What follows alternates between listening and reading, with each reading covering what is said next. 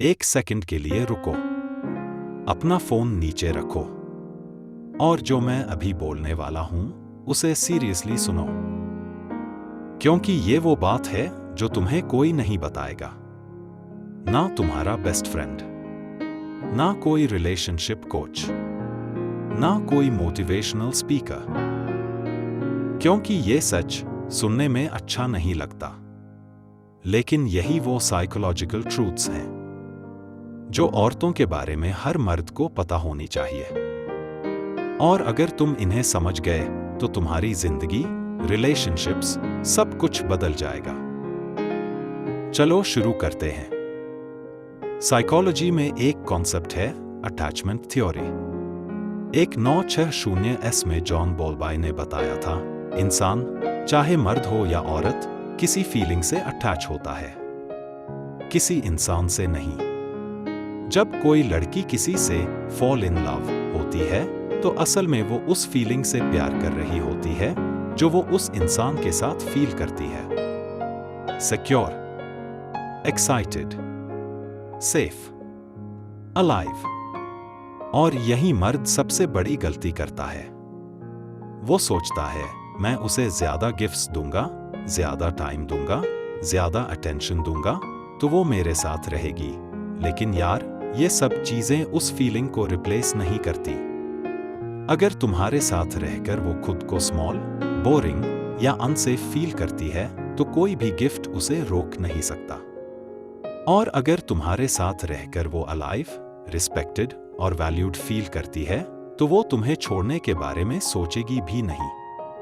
Brutal truth, तुम competition में हो रिसोर्सेज की नहीं, फीलिंग्स की। ये बात सुनकर तुम्हें बुरा लगेगा, लेकिन ये न्यूरोसाइंस है, मेरी राय नहीं। औरत का ब्रेन एवोल्यूशनरी साइकोलॉजी के अकॉर्डिंग हजारों साल से एक स्पेसिफिक चीज के लिए प्रोग्राम हुआ है, सर्वाइवल के लिए सही पार्टनर आइडेंटिफाई करना। इसका मतलब यह है कि जब एक औरत किसी मर्द के साथ होती है तो उसका ब्रेन बिना उसकी मर्जी के कंटिन्यूअसली स्कैन कर रहा होता है। क्या यह मर्द प्रेशर में टूटता है? क्या यह इमोशनली स्टेबल है? क्या यह सच में जो बोलता है वो करता भी है? क्या यह मुझे सेफ फील कराता है या एंजाइटी? अमेगडला, ब्रेन का वो पार्ट जो थ्रेट डिटेक्ट करता है, औरतों में पुरुषों से 20% ज्यादा एक्टिव होता है। इसलिए वो फील कर लेती है कब तुम झूठ बोल रहे हो, कब तुम इनसिक्योर हो, कब तुम खुद से डरे हुए हो। तुम उसे फूल नहीं कर सकते, क्योंकि वो कॉन्शियसली जज नहीं कर रही, उसका बायोलॉजी कर रहा है। ब्रूटल ट्रूथ, तुम्हारी एक्चुअल इनर स्टेट वो फील कर लेती है। फेक कॉन्फिडेंस काम नहीं करता, रियल कॉन्फिडेंस करता है।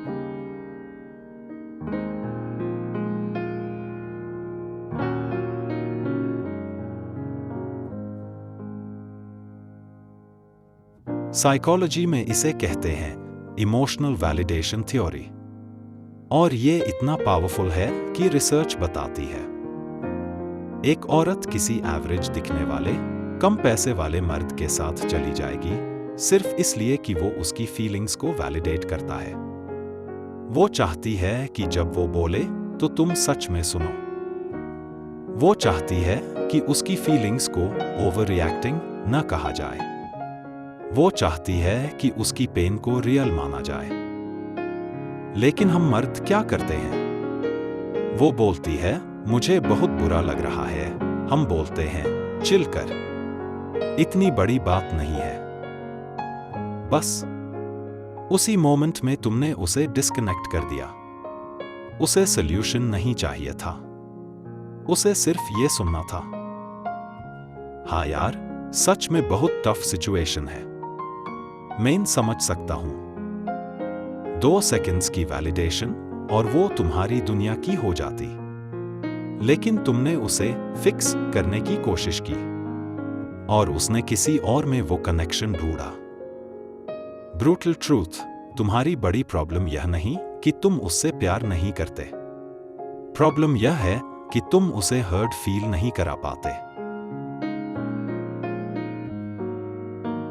ये सुनकर शायद तुम्हें एंगर आए, लेकिन यही सबसे इंपॉर्टेंट साइकोलॉजिकल ट्रूथ है।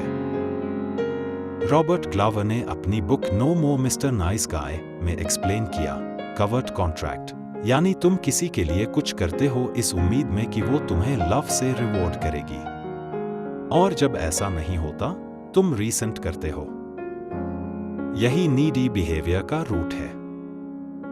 जब तुम रात को 3 बजे टेक्स्ट्स करते हो, जब तुम हर घंटे क्या कर रही हो पूछते हो, जब तुम उसकी हर बात को यस कहते हो खुद की इग्नोरिंग करके, उसका ब्रेन एक सिग्नल रिसीव करता है, ये मर्द मुझ पर डिपेंड है। And dependency weakness, and weakness not safe. Evolutionary psychology बताती है औरत का ब्रेन नीडी बिहेवियर को थ्रेट की तरह प्रोसेस करता है। लिटरली उसका नर्वस सिस्टम अनकंफर्टेबल हो जाता है।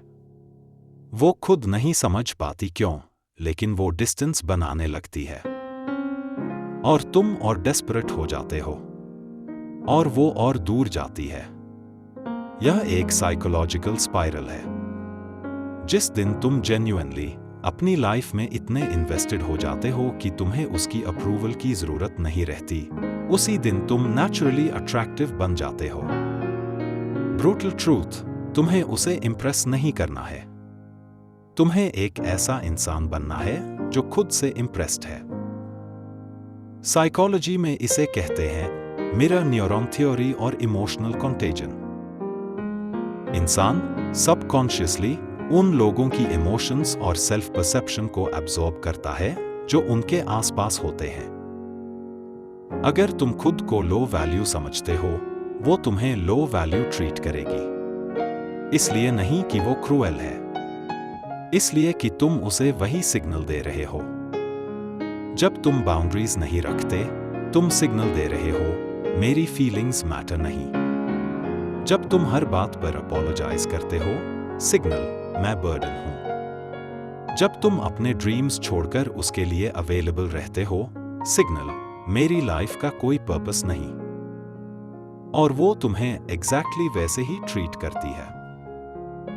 लेकिन जब तुम अपनी लाइफ को सीरियसली लेते हो, अपने गोल्स को प्रोटेक्ट करते हो, नो बोलना जानते हो, अपनी फीलिंग्स को एक्सप्रेस करने में कंफर्टेबल हो, तो उसका बिहेवियर ऑटोमेटिकली बदल जाता है, क्योंकि तुमने उसे बता दिया कि तुम कौन हो।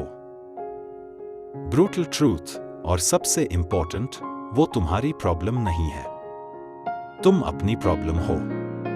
फिक्स योरसेल्फ और रिलेशनशिप फिक्स हो जाएगी। तो यार, आज की 5 ब्रूटल साइकोलॉजिकल ट्रूथ्स। 1, वो तुमसे नहीं, तुम्हारी एनर्जी से प्यार करती है। 2, उसका ब्रेन ऑटोमेटिकली तुम्हें स्कैन करता है, फेक कॉन्फिडेंस काम नहीं करता। 3, इमोशनल वैलिडेशन सबसे बड़ी करेंसी है। 4, तुम्हारी नीडीनेस उसे साइंटिफिकली रिपेल करती है। 5, वो तुम्हें उतना ही ट्रीट करती है जितना तुम खुद को करते हो। यह 5 ट्रूथ्स किसी औरत को नीचा दिखाने के लिए नहीं है, यह तुम्हें वेक अप कराने के लिए है।